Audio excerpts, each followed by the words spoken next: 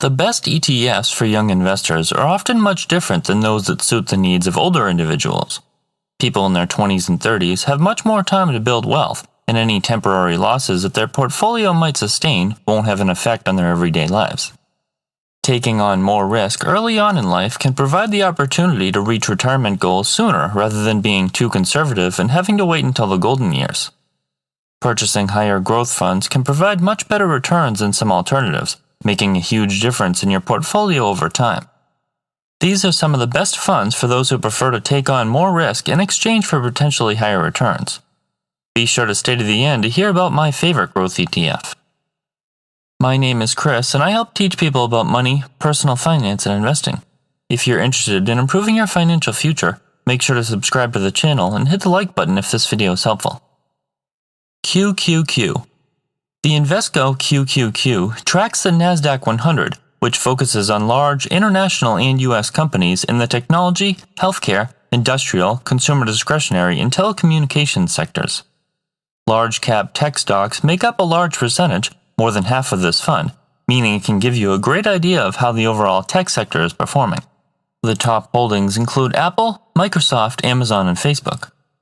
The international exposure is a welcome addition to those who have the entirety of their portfolio focused on U.S. stocks only. Invesco charges an expense ratio of 0.2% and the dividend yield is around 0.5%. VGT. Vanguard Information Technology ETF is similar to QQQ, but provides broader access to companies that aren't necessarily included in the NASDAQ. VGT holds more small and micro-cap as well as large and mid-cap stocks than most similar tech funds.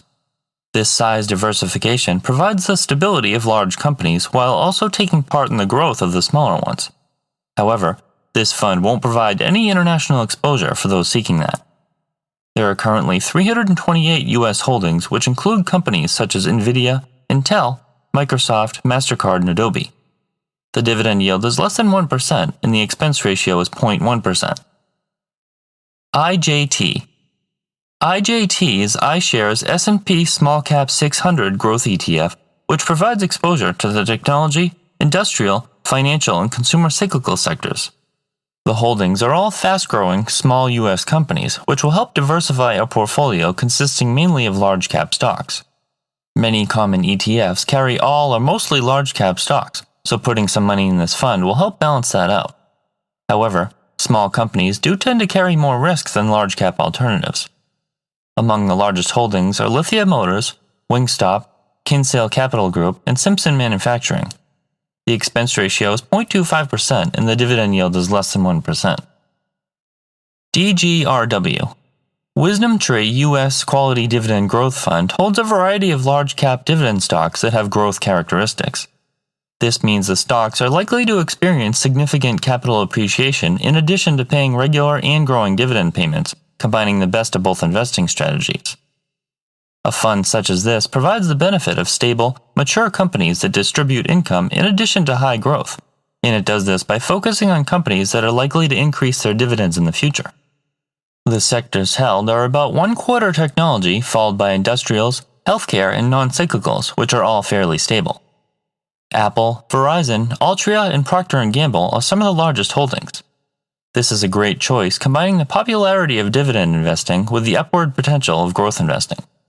The dividend yield is about 2% and the expense ratio is 0.28%. OGIG. This is iShares Global Internet Giants ETF that focuses on large-cap internet stocks from developed markets. The fund holds 73 carefully selected international companies that generate most of their revenue from the internet and e-commerce sectors that exhibit quality and growth potential. This is primarily made up of U.S. companies, but also provides significant exposure to Chinese, German, and Canadian stocks. Amazon, Alibaba, and Shopify are some of the largest positions, allowing investors to join in on the fast-growing area of the economy. The expense ratio is 0.48% and the fund doesn't pay a dividend. VNQ.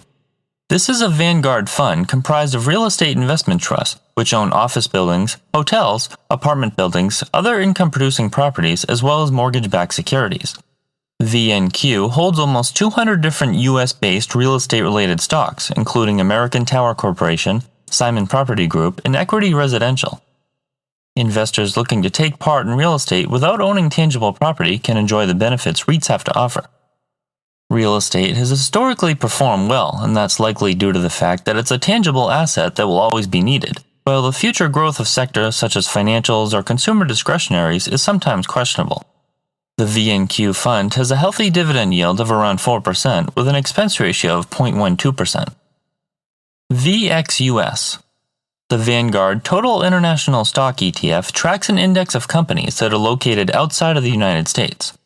With well over 7,000 holdings, the fund has exposure to 99% of the world's global market outside of the US. VXUS holds small through large cap stocks, giving investors a wide range of diversification and exposure. Financials, technology, industrials, and consumer cyclicals are the largest sectors held. This can be used in addition to primarily or solely US-based funds to help create a well-rounded portfolio. The top holdings include companies such as Samsung, Alibaba, Nestle, and Toyota. The dividend yield is almost 2.5% and the expense ratio is 0.08%. VTI. VTI is the Vanguard Total Stock Market ETF, meaning it holds companies across the entire US stock market. With over 3,500 different stocks held, you'll have exposure to a variety of small, medium, and large companies. Once again, technology is its largest sector, but not by much. It makes up about 1/4 of the fund, which is closely followed by financials, consumer services, healthcare, and industrials. The usual large tech names are some of the largest holdings in addition to Berkshire Hathaway, Johnson & Johnson, and United Health Group, so it's not overly concentrated. You'll also have the benefit of owning companies of all different sizes. The expense ratio is 0.03% and the dividend is about 1.75%. VUG. Vanguard Growth ETF, or VUG, holds around 270 different stocks. The fund carries large-cap, fast-growing companies like Apple, Amazon, Facebook, and Google, so you can expect that the tech sector would make up nearly half of the holdings. The fund isn't just focused on technology, though.